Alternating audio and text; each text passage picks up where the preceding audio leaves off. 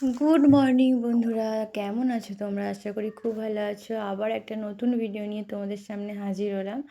হয়তো রোজের ভিডিও দিতে পারি না, বড় ভিডিও, সময়ের অভাব গো। আমার দুটো ছেলে পুলে নিয়ে তো জানো, তাই জন্য রোজে দিতে পারছি না, শর্ট ভিডিও দিচ্ছি আর এক একদিন ছাড়া আর কি বড় ভিডিও দিচ্ছি। আর সবাইকে জানাই গুড মর্নিং, কারণ গুড মর্নিং বলছি না, এখন বেলা হয়নি, এখনও বাজে 10টা, তাই এখনও তোমাদেরকে গুড মর্নিং বললাম। আর দেখলে সকাল তাহলে মানে দেখলে যে আমার শাশুড়ি মা রান্না করছে, সেখান থেকে তোমাদেরকে আজকে ভিডিওটা আর কি প্রথমেই করলাম। তারপরে রান্নাবান্না চাপিয়ে দিচ্ছি। এখানে মাংস এনে দিল আমাদের শ্বশুরবাবা, তাই এই যে মাংসটা আর কি আমি ধুয়ে নেবো, ধুয়ে আর এতে নুন আর হলুদ মাখিয়ে রেখে দেবো, যেহেতু এখন রান্না হবে না, মা এখন ভাত হবে, ওখানে এখন তরকারি হতে হতে অনেকটা দেরি হয়ে যাবে। তাই এটা এখন লাস্টে হবে, তো অনেকটা দেরি হলে আবার খারাপ যদি হয়ে যায়, যদিও বা বৃষ্টি হচ্ছে তাও নুন হলুদ মাখিয়ে রাখলাম। আর তারপরে চলে আসলাম দেখো চান টান করে। আর এই যে শামুক, এই যে এগুলোকে শামুক বলে, তাই আমাদের গ্রামেতে এগুলো আর কি ধান খেতে খুব পাওয়া যায়, এগুলো আমাদের বাবাই ধরে এনেছে ধান জমিতে নিড়াতে নিড়াতে, সেইগুলোই আর কি আমি ওগুলো বেছে তারপরে ধুয়ে চান করে নিলাম। আর চুলটা একদম জোট পাকিয়ে গেছে, শুকনোও হয়নি।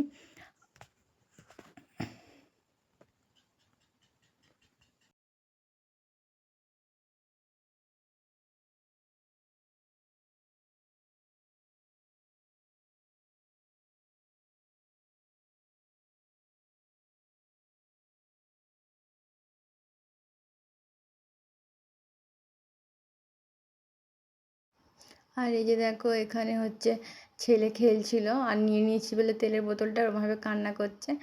আর এই তেলের বোতলটা নিয়ে ও আর কি উম, খেলবে, ওকে দিইনি বলে ওরকম করছে। আর এই যে দেখো মাসিমণি এসেছে আর কি, তাই জন্য আর কি এত কিছু রান্না বান্না, মাসি মেসোমশাই সবাই এসছে, এটা আর কি তোমার দাদার আর কি মাসি আর মেসো। আর দেখো মাংসটার কালারটা তোমাদেরকে আমি কড়া ভর্তি দেখাতে পারলাম না, মানে যেহেতু অনেকটা বেলা হয়ে গেছে, তাই আমি খেতে বসেই তোমাদেরকে এক ঝলক দেখিয়ে দিলাম। আর আমি হাফ খেতে খেতে আবার মনে পড়ে গেল যে তোমাদেরকে তো দেখানোই হয়নি। আর এই পাটা আমিই খাচ্ছি, কারণ আমার মেয়ে খেতে চাইলো না, ও খেতে ভালোবাসে কিন্তু আজকেও কিছুতেই খেলো না। যাই হোক আমি খাই। আর যা টেস্ট হয়েছে গো মাংসটা, আমি তো এক কামড় দিয়েই বাবা, তোমার সাথে কথা বলছি এখনই মনে হচ্ছে যে মাংসটা যা টেস্ট হয়েছিল, তোমরা যদি খেতে পারতে বুঝতে পারতে। চলো আমিও খেয়ে নিই, অনেকটা বেলা হয়ে গেছে, যেহেতু 3টে বাজে এখন। আর ওই জন্যই আর কি আজকে রান্নাবান্নাটা সকাল করেই হয়ে গেছে, তোমাদেরকে বলা হলো না, আর পুরোটা আর কি ভয়েসের মাধ্যমেই কথা বললাম।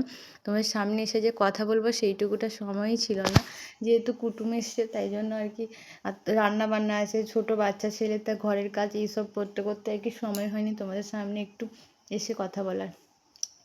চলো খেয়ে নিই, টাটা। এই দেখো খাওয়া দাওয়া হয়ে গেছে আমাদের, আমার মেয়ে ওই বাড়িতে শুলো, এই বাড়িতে কিছুতেই শুলো না। আর মাথাটা এখনও শুকনো হয়নি, তাই ভাবছি যে হালকা এখানে দাঁড়াই তারপরে শোবো। এখন পুরো পাক্কা 3:30 বাজে, এই সবে খাওয়া দাওয়া করে মেয়ে স্কুল ড্রেসটা নোংরা হয়েছিল সেটা কেচে ধুয়ে দিয়েছি। তারপর আমি ওর ওর যে মানে স্কুলে যে হাতের কাজ থাকে না, হাতের কাজের জন্য, সেই জন্য আর কি একটা জিনিস বানাচ্ছিলাম, তোমাদেরকে দেখাবো। ওটা যে হাতের কাজটা করছিলাম সেটা করতে করতে আর কি দেরি হয়ে গেল। যাই হোক পুরোটা কমপ্লিট হোক হাতের কাজটা, তারপর তোমাদেরকে দেখাবো যে কি হাতের কাজ আমি করলাম, মানে মেয়ের স্কুলে দেখানোর জন্য। আর ওটা তো আমি জাস্ট করে দিয়েছি, ওদের ওখানে আবার স্কুলে ও নিজস্ব একটা হাতের মানে নিজে একটা হাতে কাজ করে সেখানে দেখাতে হয় কাগজ কেটে, সেটা আর কি স্যার দেখবে যে কতটা কি পেয়েছে।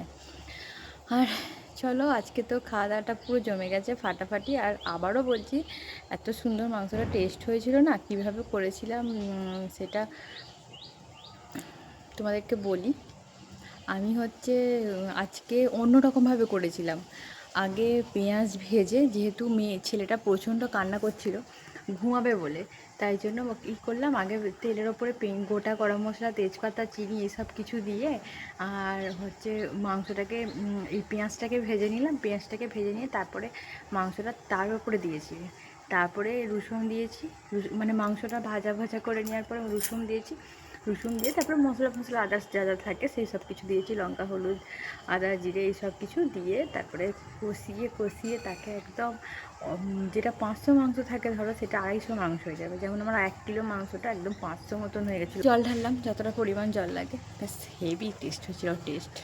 চলো আমি এবারে একটু শোবো, শরীরটা আর দিচ্ছে না, একটু শুয়ে পড়ি। আর রাত্রিবেলা জাগতে হয়, মাঝে মাঝে উঠে ওদের খাওয়াতে হয়, তার জন্য বেশিরভাগ টানা তো ঘুমটা হয় না। চলো পরে আবার আসবো, ঠিক আছে? কেমন লাগছে?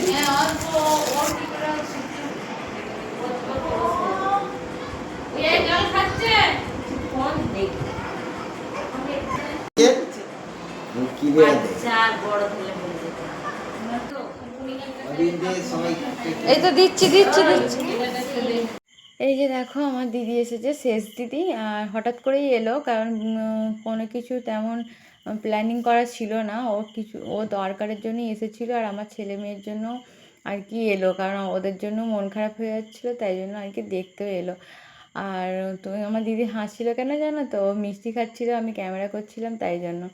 আর ওই যে জামাইবাবু বসে আছে চেয়ারে, আর ওইদিকে দেখো এই যে বোনপো দাঁড়িয়ে আছে। আর ওরা সন্ধ্যের মুখে দিয়ে চলে গেছিলো, আমি তোমাদেরকে আর দেখাতে পারলাম না, কারণ সন্ধ্যের মুখটা ছেলে খুব ঘুমানোর জন্য কাঁদছিল। আর যেহেতু সন্ধ্যেবেলা আমার ছেলে ঘুমায়, তাই আর ক্যামেরাটা নিয়ে যে তোমাদেরকে দেখাবো সেটাও আর দেখাতে পারিনি। আর অন্ধকারও হয়ে গেছিলো, আর ওদেরও তাড়া ছিল, তাই চলে গেছিলো তাড়াতাড়ি। যেহেতু আমার আর একটা বোনপো আছে, সে বাড়িতে ছিল, তাই বেশি রাত্রি করবে না বলে। অনেকটা দূর তো, তাই তোমাদেরকে যখন যাবো ওদের বাড়ি অবশ্যই তোমাদেরকে দেখাবো। হ্যালো বন্ধুরা, ভিডিওটা আজকে এডিটিং করতে গিয়ে দেখতে পেলাম যে এখনো পর্যন্ত ভিডিওটা শেষ করতে পারিনি, তাই আবার চলে আসলাম রাত্রিবেলা ভিডিওটা শেষ করতে। আর বেশি কিছু বলবো না, এই সবেমাত্র সবাই ঘুমিয়েছে, এখন পৌনে 12টা বেজে গেছে। তাই আজকে এই পর্যন্তই ভিডিওটা রাখছি, পরে আবার একটা নতুন ভিডিওর সাথে তোমার সামনে দেখা হচ্ছে। ততক্ষণকে তোমরা ভালো থেকো, সুস্থ থেকো, টাটা, গুড নাইট।